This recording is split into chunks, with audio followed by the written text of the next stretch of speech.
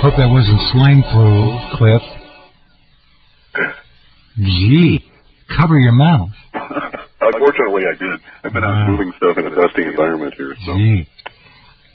Here's a great man, Clif High and his partner George Ure, been on the program many times. HalfPastHuman.com is the location if you want to get an honest glimpse of what is likely to occur soon. And I'll just leave it at that for now. All of you listening, I'm sure 99% of you know who Clif is and respect the incredible back-breaking effort he puts into the work that he and George publish at HalfPastHuman.com. The new low subscription rates are awesome. You'll never find material on the Internet more incredibly intelligent, more provocative, more intriguing, and compelling than the research that Clif, he doesn't write it. He's almost a medium about it. He's an interpreter, but in a way that few men could match. And I just don't mean to blow smoke your way, but I'll blow some smoke your way. Now after all that ego boost, I can just go to bed and have a nap. See, you can cough again if you want to. No, that's fine. I think all that dust is going. We were shedding some products here that had been destroyed in a windstorm a few years back, and pollen and so forth had built up on it. But it does bring us into the swine flu and all that. We've got a universe of strangeness out there. Where shall we dive in today? Let me dive into this first, just for fun, because it ties in to the Obama birth certificate wars. As most of you know, Dr. Orly Tates has introduced into a federal court what she says is a certified copy of registration of live birth. She actually gave a facsimile of it to WorldNet Daily. It's big news at the top of Rense.com and all the rest of it. Now, this is very interesting. Dr. Tates, a practicing dentist and an attorney, is Jewish. Big deal. The word is, however, that her husband, Joseph Tates, is the self-described CEO of Daylight Chemical Information Systems, Inc., a private software company located in Mission Viejo, California, Santa Fe, New Mexico, and Cambridge, England. DCIS, Inc. is, get this one, folks, this is Orly Tate's husband. This is Don Nikoloff's article. I'm just putting it up at Rense.com. His company is intimately involved with Novartis Pharmaceuticals, the patent holder of the bird and swine flu vaccinations. All right? What a strange web it all is. That makes a big... Yes, it does. And apparently Dr. Tates and perhaps her husband, Yosef, are in Israel now, just 2 days after she dropped this bombshell into the federal court. Now, there are those who say that it's an obvious forgery. Those stories are up at Rense.com as well. They're saying that this document says Republic of Kenya or something like that. 2 years before, Kenya was a republic. So a little bit of a problem there, if that's the case. I frankly haven't studied it enough to be able to speak intelligently about it any more than what I've given you. But in that Orly Tate's husband is heavily involved with Novartis, it just gets to be too much, folks. After a while. And also, I don't think that the details matter in this case.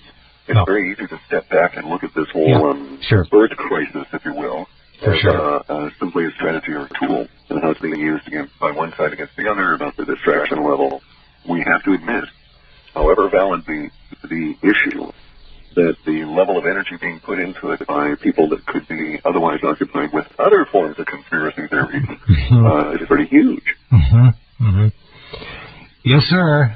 Indeed. And that's right out of the manual in the sense of, you know, if you've got a real problem in hand A, do something in hand B to get them to look that way. We got a hand C. I know. It's one of those 8-handed things, I'm sure. No, it is. I tell you, it gets to be almost laughable. The directions that the assaults are coming from now. I mean, this food health bill. You're keenly interested in our right to feed ourselves properly and nutritiously. And when you look at the government, it's like, how do you feel the government? Our food czar. That's right.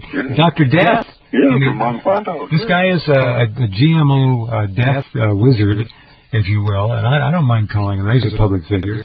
But look at this. Read that, the insanity of this H.R. 2749, which passed the House. Yeah. Who are these people? I don't call them a government anymore. No, I don't call them Americans. This is bullshit. I mean, excuse me, but you read that bill and you just can't believe what you're reading. I know. It has gone beyond the point of absurdity, and we actually now have to go back to the, what was the guy's name?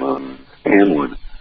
Robert Hanlon, this author who came up with the theory that, or the little saying, never ascribe to malice that which is adequately explained by stupidity. And I don't think that applies anymore. I think we must ascribe to malice, the stupid action. Absolute malice. It's almost genetically endowed on the other side, the dark side. These people, they're not us. They don't think like us. Psychopathic personalities, I don't think is adequate, because that suggests that they were normal to begin with. Or that they're limited effect as well. That's right. They're true sociopaths in the sense that their disease or evil or craziness spreads out far beyond themselves.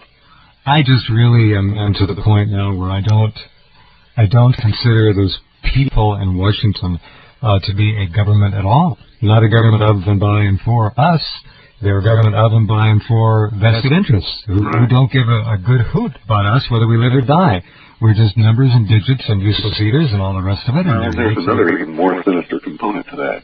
I like taking and drawing conclusions from observations, and we learn in the Keto dojos, you learn by observation, and you make your conclusions based on what you can factually observe and verify.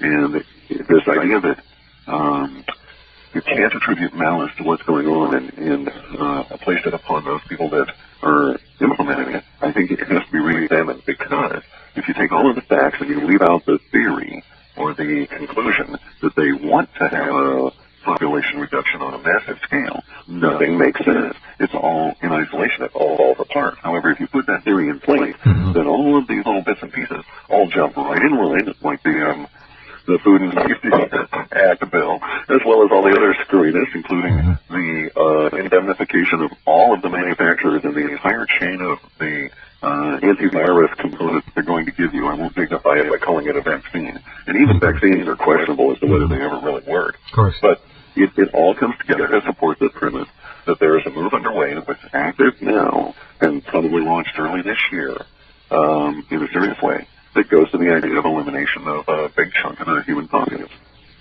And it's an absurd thing to even suppose that there would be a small group of humans that has decided among themselves that they're going to get rid of 2/3 of all of us on the planet. Well, they've written about it. They've published it over the years. This is not new. I know, but yet at the same time, the mind reels when you're faced with the actual implementation of it. It does, because again, and I'm talking about the controllers, are not us.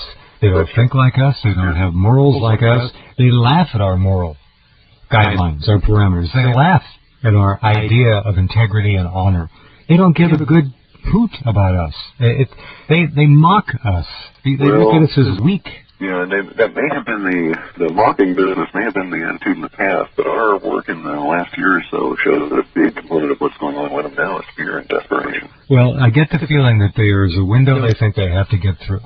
Yeah. And yes, and there is a little bit of a race against time. Which makes them more dangerous and desperate.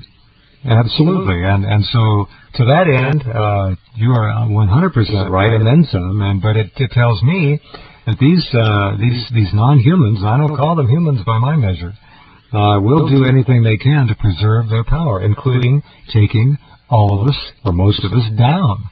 They're not going to beat it up. They are doing that. That's the real. Well, it's a slow burn right now, but I think you're right, and I think we can expect to see large chunks in a relatively short period of time of the world population reduced to compost. Excuse me, organic gardeners will be offended by that, but that's basically what it is. And it's unfortunately coming down to that in our projections and forecasts to support it too. All right, well, we'll talk about that in a couple minutes. Wow, what a scene. And we were coming up on October a year ago when Clif and George projected the beginning of what we are in now. And now more and more people are picking up on your work, my friend, and standing on this. Well, the first week of October is looking pretty bad for the last of September. Well, they're not dumb, and if there is any watchword by which much of the Internet commerce and information is now being predicated upon, it is plagiarism. It works for a lot of people. certainly does. We'll be right back. All right, back with our friend and I call him a colleague, but not his lead. Clif, I don't think that is the case at all. I'm very admiring of your work. Well, you predate my efforts in this strange arena of universal squirreliness by what decade? I don't know. It is squirrely, but deadly so, and yeah, environments of any kind are not nice to deal with, and we got a lot of them in Washington, D.C., and then we've got their keepers and handlers. They're the real nasties that we have to worry about. All true. All right, so what's the data show? How are we doing? What's latest well, report? we crossed a timeline here that or not a timeline, a series of temporal markers that are in a stream of data. So as each one falls, it gives us greater confidence in the ones that are behind it, sort of like dominoes in a sense. And we had the earthquake on the 3rd. We had now have gotten data out about this just immensely horrific bond auction that occurred, or didn't occur really, recently, in which China showed up or didn't show up and didn't purchase. And as a result of which, we went and examined a bunch of the Chinese newspapers and came across some articles discussing the economic future of the U.S. in very grim terms at the top leadership levels in China, especially the people